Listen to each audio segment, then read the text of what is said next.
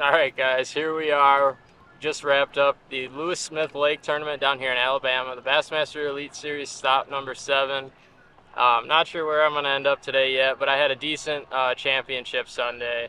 Never to say the less, caught all my fish this week doing a technique that's called damiki fishing, or some people call it hover strolling.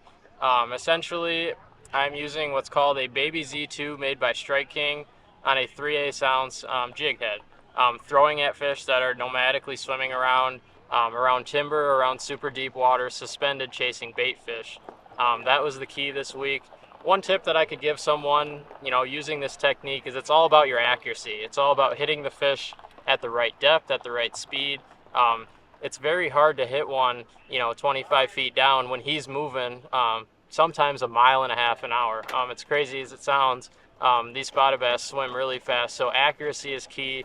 Making sure that you present this bait perfectly to that fish, because he's not always going to bite it. If you're a couple of feet off, he'll maybe follow it back to the boat and he won't bite it. But if you catch him by surprise and put it right on his head, most of the times you can get that fish to bite. Yeah, so the boat this week worked flawless. Between the big boat wavers out there, all the skiers and stuff like that, the nitro held up very well in that. It was comfortable to fish in all day. This big front deck was very key for that, taking those boat wakes. I wasn't taking them over the bow, so that was really nice. And then my overall setup, I'm running 2 LiveScopes. Basically, I have 2 LiveScopes out here. One's looking, almost 150 feet in front of me, and the other one I keep in range for, using for my fishing fish, keep it within 80 feet.